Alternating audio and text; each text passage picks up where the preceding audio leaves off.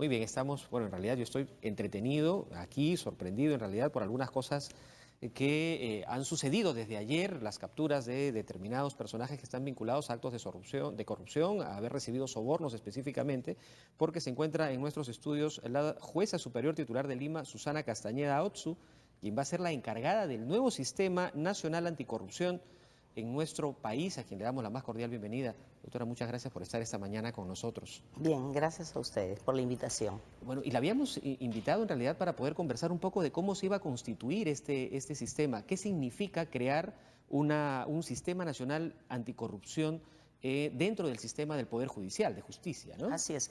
Mire, dentro del grupo de decretos legislativos que se han emitido recientemente, aparece el decreto legislativo 1307, por el cual se crea un sistema nacional especializado en delitos de corrupción de funcionarios a nivel nacional.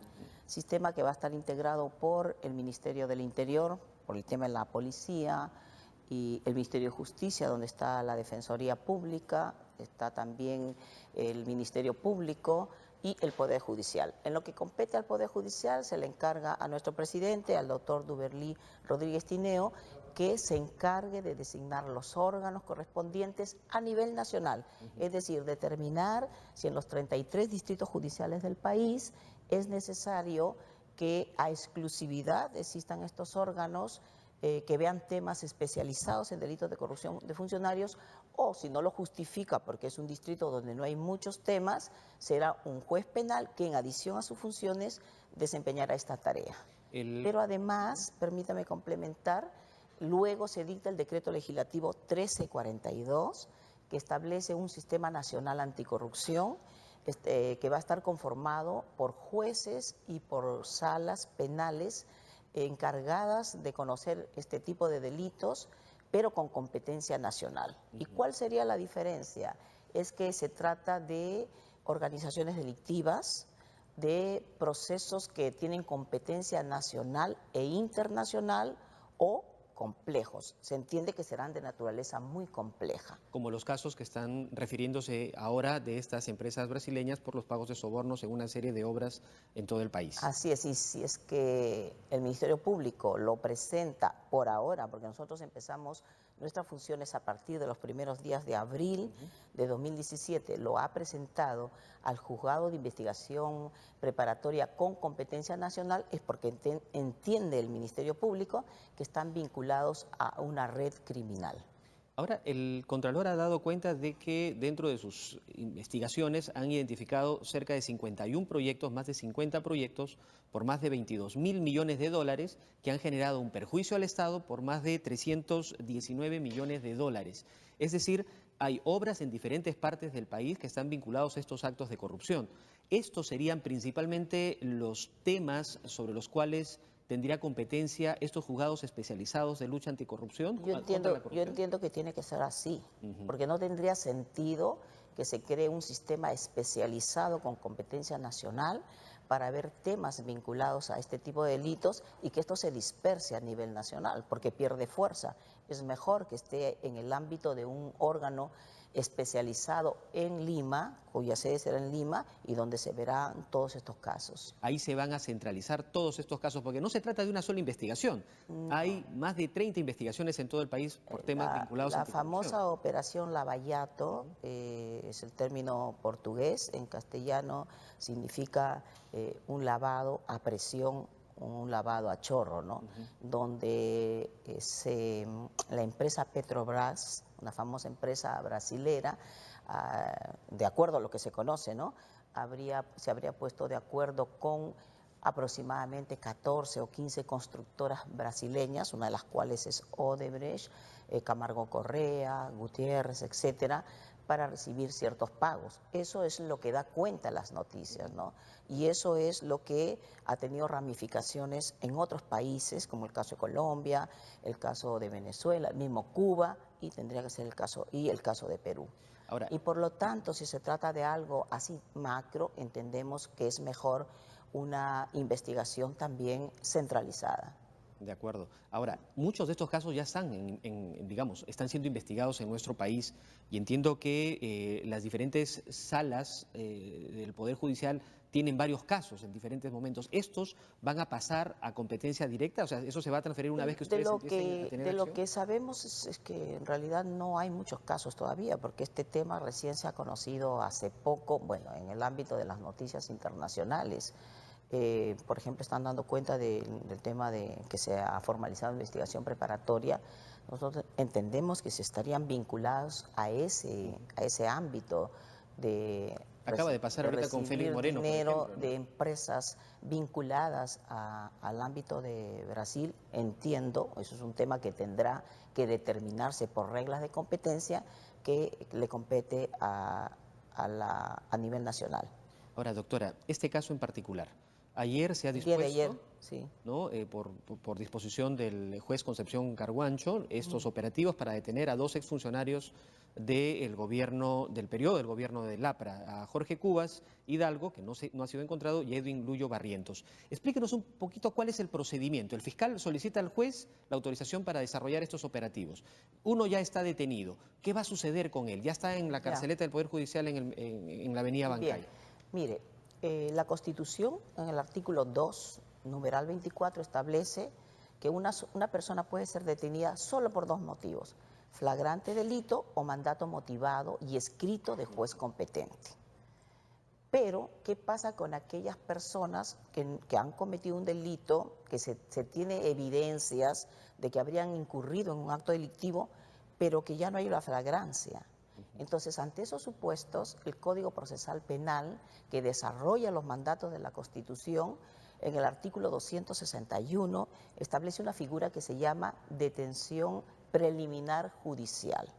Es decir, que el fiscal que ha realizado su investigación, pero no tiene a la persona detenida porque no ha cometido flagrante delito, sino que está investigando, este fiscal, si encuentra que hay razones para solicitar una detención preliminar y que el delito tenga una pena mayor a 4 años y exista posibilidad de fuga, o sea, elementos fundados de que esta Digamos que son persona... los requisitos Claro, para esos pedir son esa los medida. presupuestos que establece el Código para solicitar una detención preliminar. Entonces, como no se puede detener por 24 horas porque no hay flagrancia, se pide la detención judicial preliminar. El juez, simplemente con los actuados, entiéndase con evidencias que le presente el fiscal, si considera que son suficientes, ordena la detención judicial. ¿Qué es lo que ha sucedido? ¿Qué es lo que ha sucedido en este caso? Entonces, esta detención judicial tiene 3 tipos de plazos de acuerdo a la naturaleza de los hechos que el fiscal le comunica al juez. Son 3 días para delitos que serían comunes, ¿no? 7 días si es algo complejo, ¿no?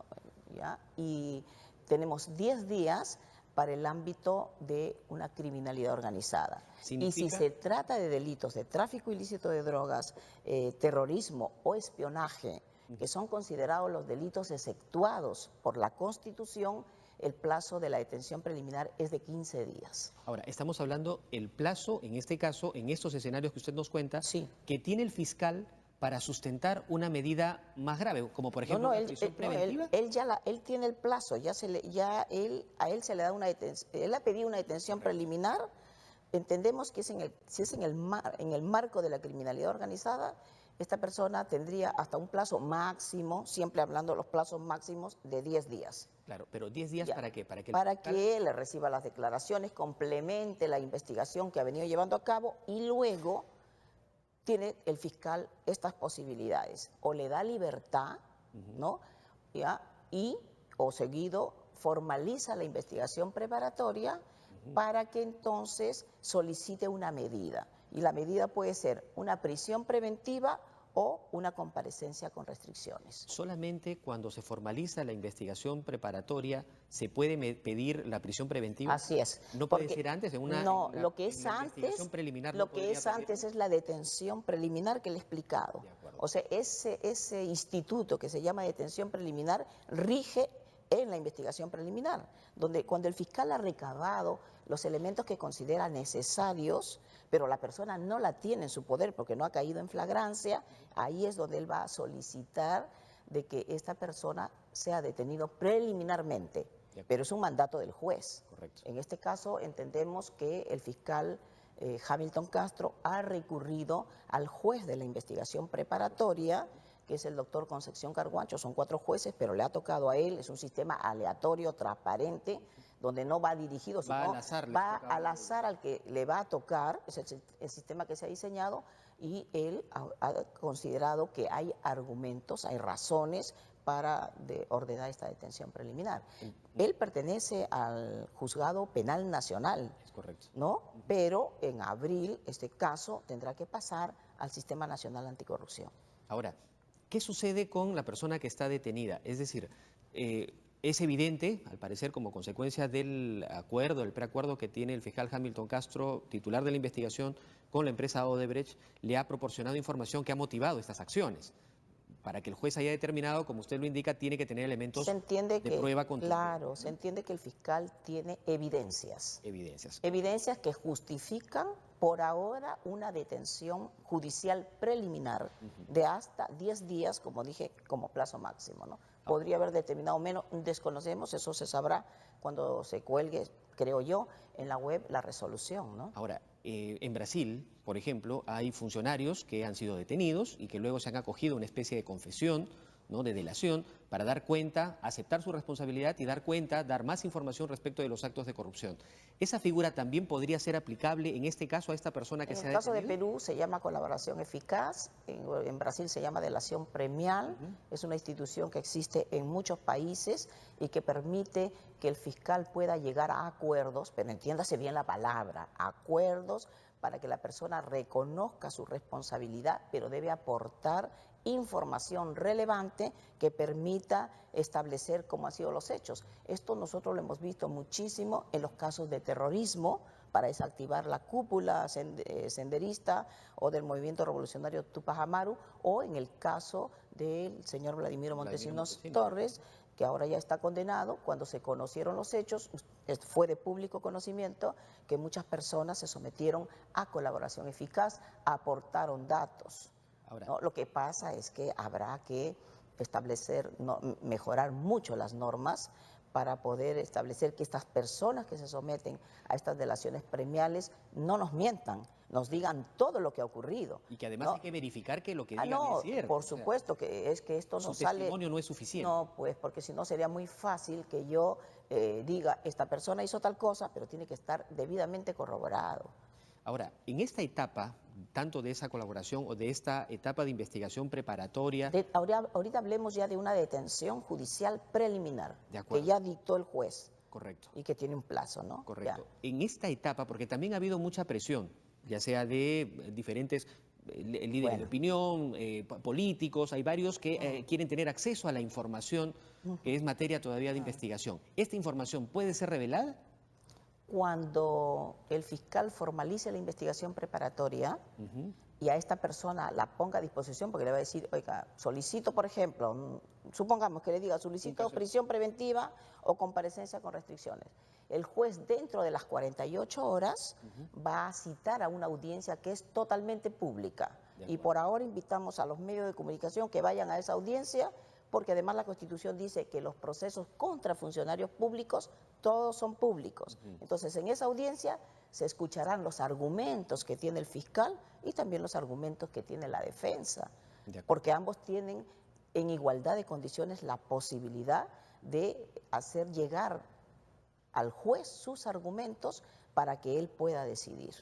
De acuerdo, entonces tendríamos que esperar a ese escenario al momento de la audiencia para recién conocer los argumentos que tiene el fiscal y los mecanismos de defensa que tenga al respecto. En relación a ese caso. De acuerdo. En relación a ese caso. Eso es lo que tenemos que esperar. Entonces, en principio, reiteramos, son 10 días más o menos, de acuerdo a la norma, un plazo máximo de 10 días que tendría el fiscal Decreto legislativo 1298. Que tendría el fiscal La norma que recientemente se ha dado en el paquete de decretos legislativos. Porque antes era menor el plazo. Claro, era un tema un tanto, diríamos yo, que no tenía lógica, ¿no?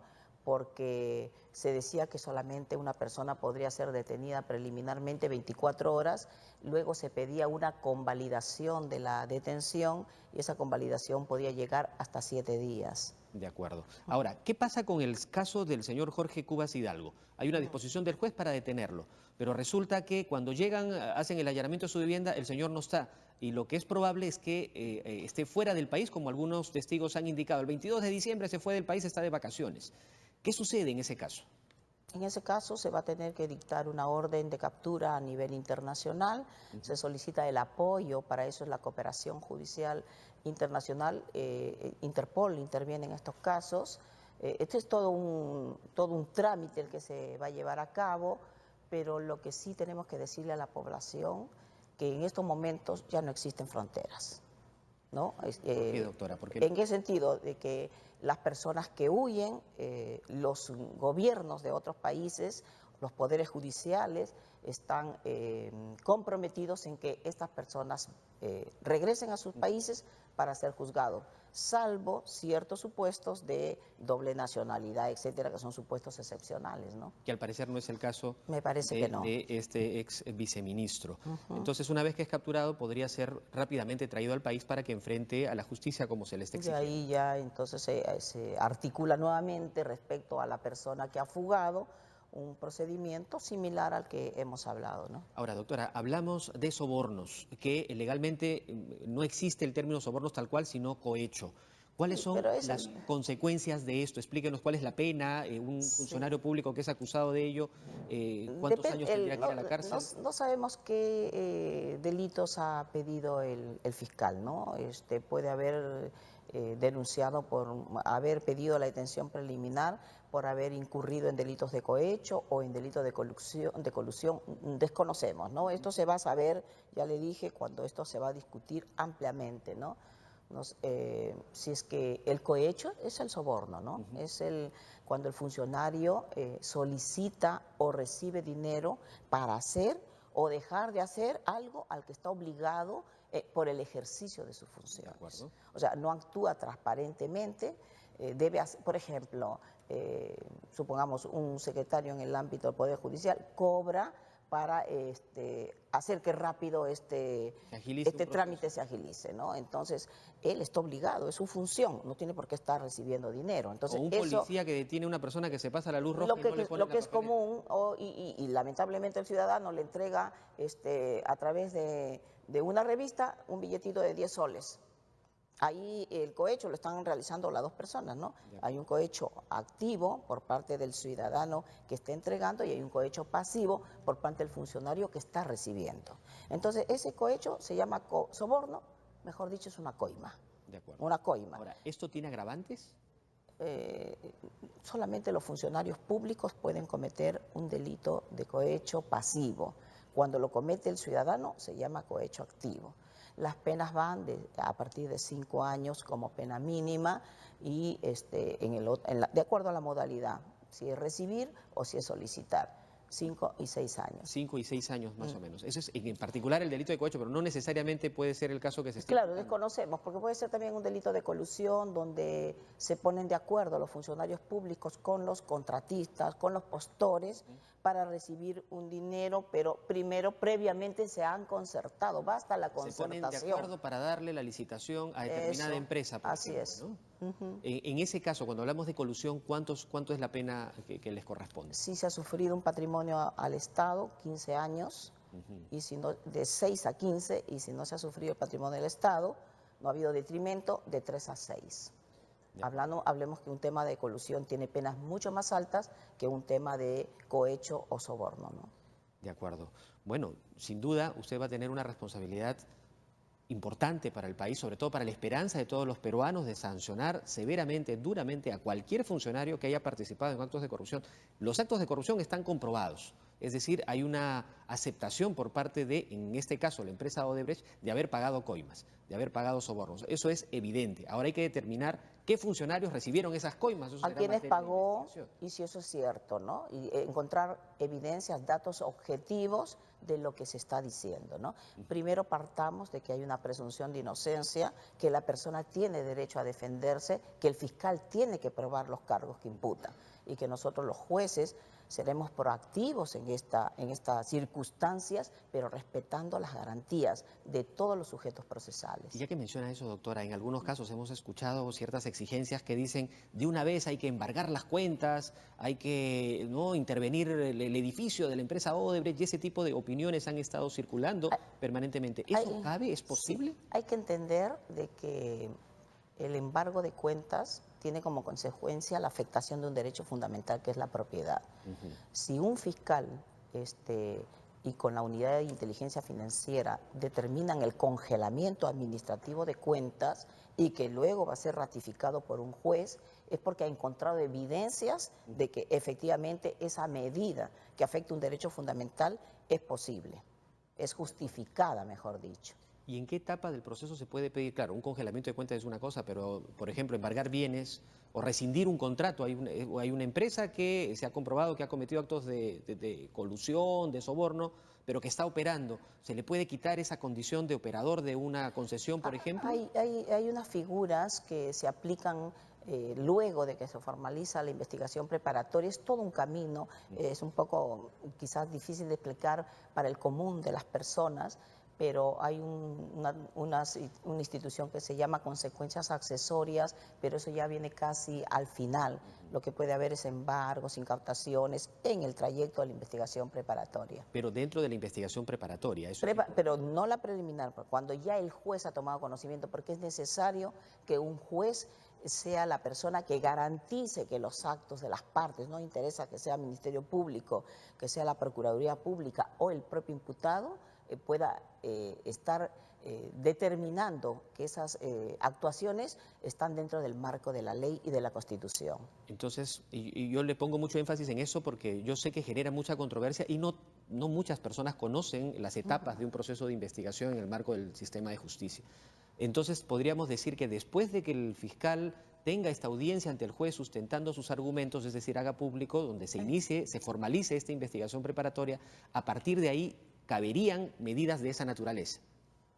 ¿Usted está hablando de las medidas como el congelamiento de cuentas? Esta detención los embargos de cuentas son previos. Hay congelamiento de cuentas en el ámbito administrativo, también es una modificatoria que lo puede hacer el fiscal con la unidad de inteligencia financiera. Luego se va a pedir la ratificación al juez, pero cuando ya se formaliza la investigación preparatoria, cabe que se dicten muchas medidas, ¿no? Tendientes a asegurar el posible pago de una reparación civil a futuro, ¿no? Claro, todo tiene una calidad de transitorio. Mientras no se dicte una sentencia, eso no adquiere la calidad definitiva. Las medidas de impedimento de salida del país, detención preliminar, ciertas exigencias de conducta, ¿en qué etapa se pueden solicitar? En una investigación preliminar se puede pedir un impedimento de salida. Tiene su plazo, que es 4 meses, prorrogable a 4 meses más. Pasados esos 8 meses ya no se podría solicitar. También es lógico que en algunos supuestos se pidan impedimentos de salida, ¿no? Pero todas estas medidas tienen que ser proporcionales y tienen que estar justificadas. Siempre tiene que haber una justificación Por porque supuesto, son medidas que las da el juez. El juez, para poder limitar un derecho fundamental, tiene que encontrar motivos fundados de que esto tiene que ser así, porque si no nos prestaríamos a la arbitrariedad.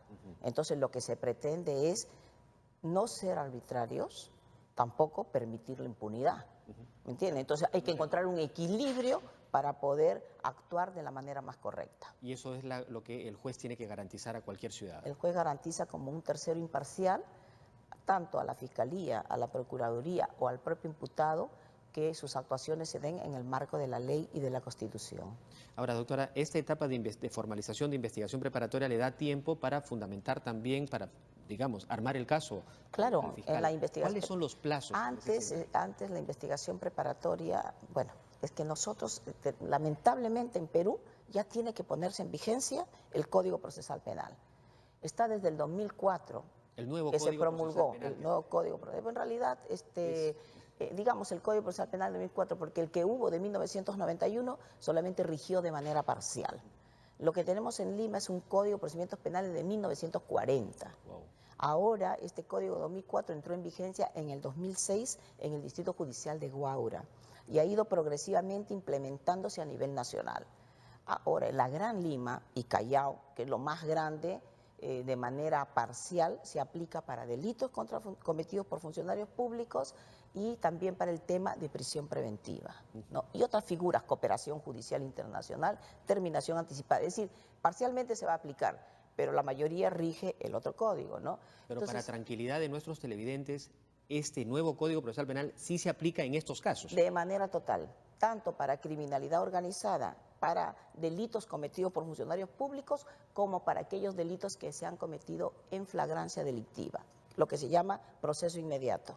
Muy bien, muy bien. Entonces, finalmente, ¿cuál es el plazo que tendría el fiscal en esta etapa de investigación preparatoria? Si es que lo ha calificado en el marco de una criminalidad organizada, entiendo que sí, porque ha recurrido al juez juez penal de criminalidad organizada. La norma dice un plazo de 36 meses con una prórroga justificada que la da el juez de 36 meses más. Es un plazo muy largo, yo entiendo que el fiscal deberá utilizar plazos más cortos, porque también la población... ¿Hay una exigencia? Hay una exigencia y ese es un tema que nuestro presidente del Poder Judicial, el doctor Duberlí Rodríguez Tineo, quiere afrontar. Los procesos demoran mucho, entonces tampoco podemos permitir pues que una persona esté sometida bajo presunción de sospecha durante 6 años, ¿no? Entonces entendemos que no se va a hacer uso de plazos máximos, se tendrá que hacer uso de plazos razonables. Muy bien, doctora, le agradezco mucho por esta conversación, por estar con nosotros acompañándonos esta mañana y le reitero la esperanza que todos los peruanos tenemos en el trabajo que van a tener que hacer ahora en esta lucha frontal contra la corrupción que tanto exige el país. Sí, decirle a nuestra población ya sufrida por tantos golpes que hemos tenido, terrorismo, tráfico de ilícito de drogas, corrupción, inseguridad ciudadana, todos estos temas que nos están afectando a todos, de que ya tuvimos una experiencia que resultó positiva en el 2001, que ahora se nos viene algo quizás un poco mayor, pero que el Poder Judicial está capacitado y cuenta con los elementos, o sea, los órganos jurisdiccionales, los jueces competentes, jueces y juezas competentes para afrontar lo que se venga. Muy bien, muchas gracias a la doctora Susana Castañeda Otsu, quien ha estado conversando con nosotros esta mañana. Vamos a hacer una pausa y nosotros volvemos con más información aquí en TV Perú Noticias, edición de sábado. Volvemos.